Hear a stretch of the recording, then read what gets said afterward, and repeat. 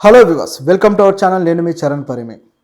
Russia Ukraine వార్లో బలవుతున్న భారతీయులు ప్రస్తుతానికి ఇది బాగా ట్రెండ్ అవుతుంది. అసలు రష్యా ఉక్రెయిన్ వార్లో భారతీయులు ఏ విధంగా బలవుతున్నారు? నిజానికి భారతీయులకి యుద్ధానికి ఏ సంబంధం లేదు. రష్యా ఉక్రెయిన్ కొట్టుకుంటున్నాయి, మన దేశానికి దరిదాపుల్లో కూడా లేదు. కానీ భారతీయులు రష్యా సైన్యంలో సైనికులుగా చేరి బలవ్వాల్సిన పరిస్థితి, ఒక దుస్థితి భారతీయ యువకులకు ఏర్పడింది. ఎందుకు అలా జరిగింది? దీనికి మన దేశంలో ఉన్న నిరుద్యోగం ఏ విధంగా కారణమైంది? మన దేశంలో రక్షణ వ్యవస్థ కావచ్చు, అలాగే రష్యాతో ఉన్న దౌత్య సంబంధాల విషయంలో ఏ విధంగా ఫెయిల్యూర్ అయ్యారు మన నాయకులు అనేది మనకి ఇప్పుడు చర్చ.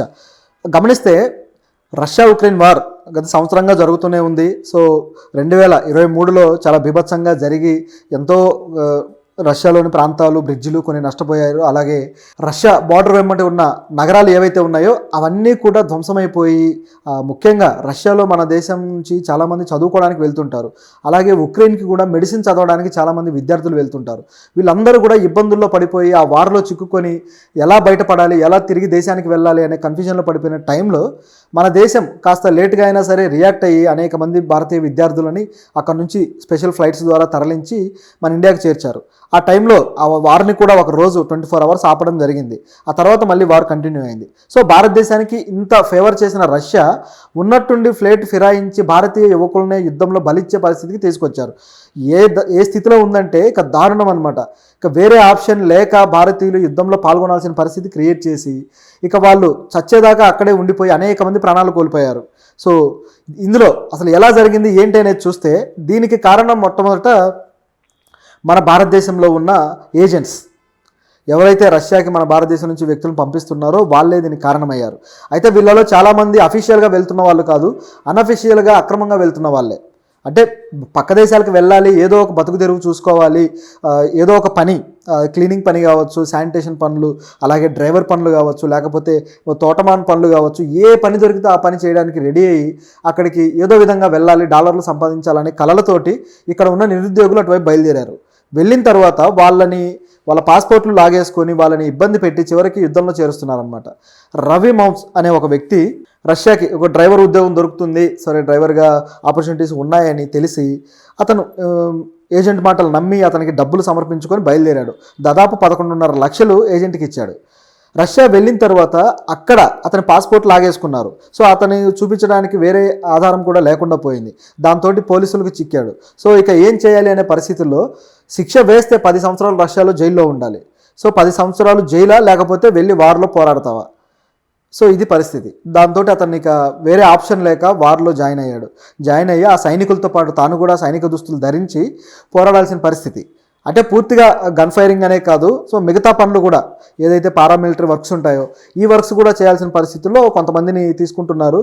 అయితే ఎట్లయినా ప్రాణాంతకమైన పరిస్థితి అది. కోరి అక్కడికి వెళ్ళరు కదా ఎవరు. ట్రైన్డ్ సోల్జర్స్ యుద్ధాలు చేయడం వేరు, మనలాంటి సామాన్యులు యుద్ధ రంగంలోకి వెళ్ళి నిలబడడం వేరు. చాలా తేడా ఉంటుంది. అంటే మనల్ని మనం ఎలా రెస్క్యూ చేసుకోవాలి, ఎలా కాపాడుకోవాలనే పరిస్థితి, ఆ టెక్నిక్స్ కూడా మనకు తెలియని పరిస్థితి ఉంటుంది. ఇలాంటి టైంలో వాళ్ళతోటి నెలల తరబడి పోరాడుతూ వస్తున్నారు. సో ఈ వార్లో అనేక మంది చనిపోయారు. ఈ రవి అనే వ్యక్తి ఇక తిరిగి రాలేక అక్కడే ఆగిపోయి వార్లో బలయ్యాడు. దాంతోపాటు కర్ణాటకకు చెందిన మరొక వ్యక్తి, సో ముస్లిమ్స్, అతని పేరు షేక్ షరీఫ్, అలాగే అతని స్నేహితులు, సో వీళ్ళు కూడా ఇట్లా ఈ వార్లో చిక్కుకొని వాళ్ళు కూడా ఉద్యోగాల కోసం వెళ్ళారు. ఇక్కడ ఉద్యోగాలు దొరకట్లేదని వెళ్ళిన తర్వాత వాళ్ళను కూడా అదేవిధంగా పాస్పోర్ట్స్ లాగేసుకొని ఈ వార్లోకి తరలించడం జరిగింది. వాళ్ళు చనిపోయారు. దీంతో మరో కొంతమంది అయితే హర్యానాకు చెందిన మరో వ్యక్తి, అతను బెలారస్కి వెళ్ళాలి, బెలారస్లో ఉద్యోగాలు ఉన్నాయని చెప్పేసి అటువైపు ఏజెంట్ అతన్ని పంపించడానికి ప్రయత్నం చేశాడు. అయితే బెలారస్కి పంపించకుండా మధ్యలో వదిలేశాడు. బెలారస్ రష్యా పక్కనే ఉంటుంది. సో రష్యా ఎంత చెబితే అంత అనమాట. బెలారస్ కంట్రీకి చాలా చిన్న కంట్రీ. సో ఇంతకుముందు సోవియట్ యూనియన్లో కూడా ఉన్న కంట్రీ. సో అలా రష్యా కంట్రోల్ దాని మీద ఉంటుంది. అయితే అతను బెలారస్ వెళ్ళే క్రమంలో ఏం చేయాలో అర్థం కాని పరిస్థితిలో ఈ ఏజెంట్ అయితే వదిలేశాడు. అతనికి ఏం అర్థం కాని పొజిషన్లో రష్యా వాళ్ళకి చిక్కాడు. సో రష్యా వాళ్ళు తీసుకెళ్లి ఏకంగా అతన్ని సైన్యంలో చేర్చేసుకున్నారు. ఈ విధంగా భారతీయులు రష్యా ఉక్రెయిన్ వార్లో బలవుతూ వస్తున్నారు. ఇక ఇతని కుటుంబ సభ్యులు అయితే కర్ణాటక వ్యక్తుల కుటుంబ సభ్యులు. అతని ఫాదర్ కూడా పోలీస్ ఆఫీసర్, ఒక కానిస్టేబుల్గా చేసిన వ్యక్తి. అతను ఎక్కని గడపలేదు, దిగని గడపలేదు, ప్రతి చోటకి వెళ్ళి ప్రతి ఆఫీస్కి వెళ్ళి అతను బతిమాలుకుంటున్నాడు, మా పిల్లల్ని వెనక్కి పంపించండి అని. సో వాళ్ళు కూడా ఆ ముగ్గురు వ్యక్తులు చిన్న కెమెరాతోటి ఏదో విధంగా వీడియో చేసి పంపించారు. ఎందుకంటే ఇక్కడ వాళ్ళు ఫోన్లు వాడడానికి లేదు, ఎలాగైనా నెట్వర్క్ ఏర్పడితే మళ్ళీ వీళ్ళు ఇక్కడ నుంచి వెళ్ళిపోయే ప్రమాదం ఉందని చెప్పేసి దాన్ని బ్యాన్ చేశారు. సో దీని విషయంలో అనేక ఆరోపణలు రష్యా గవర్నమెంట్ ఎదుర్కొంటుంది. సో మన ప్రభుత్వం నుంచి మొన్న రీసెంట్గా గత నెలలో ప్రధానమంత్రి గారు రష్యా వెళ్ళి ఆయన వినతి కూడా చేశారు. ఇట్లా మా యువకులు ఈ రష్యా వారిలో బలవుతున్నారు, అన్యాయంగా అక్రమంగా అక్కడ చేర్చుకోబడుతున్నారు, వాళ్ళని మీరు ఏదో విధంగా ఆపండి, రిలీజ్ చేయండి, ముందు ఈ అక్రమంగా వీళ్ళని తరలించే వాళ్ళని మీరు కంట్రోల్ చేయండి అని చెప్పేసి రిక్వెస్ట్ చేస్తున్నాడు. ఆ డిస్కషన్లో పుతిన్ కూడా బాగానే రియాక్ట్ అయ్యాడు, సరే చేస్తాము అని చెప్పేసి. కానీ ఆయన కూడా ఏమీ పట్టించుకోలేదు. అంటే ఫ్రీగా బలి పశువులు దొరికినట్టుగా ఫీల్ అవుతున్నట్టుంది రష్యా. ఇండియాకి రష్యాకి దౌత్యపరంగా ఎన్నో ఏళ్ళ సంబంధం ఉంది, దాదాపు 70 సంవత్సరాల అనుబంధం ఉంది. సో ఇలాంటి అనుబంధాన్ని ఎందుకు వీళ్ళు ఈ విధంగా తూట్లు పొడుస్తున్నారు, ఎందుకు ఈ విధంగా చేస్తున్నారు అనేది అర్థం కావట్లేదు. మన ప్రభుత్వం కూడా సీరియస్గా వీళ్ళ మీద దృష్టి సారించి ఒక కమిటీ వేసి మన ఎంబసీతో కమ్యూనికేట్ చేసి వాళ్ళని వెనక్కి తెచ్చే ప్రయత్నం అయితే చేయట్లేదు. ఎందుకు భారతదేశం ఈ వీళ్ళ విషయంలో ఉదాసీనంగా ఉంది అంటే వీళ్ళు అక్రమంగా వస్తున్నారు కాబట్టి సో భారతదేశం వీళ్ళు చర్యలు తీసుకోలేకపోతుందా?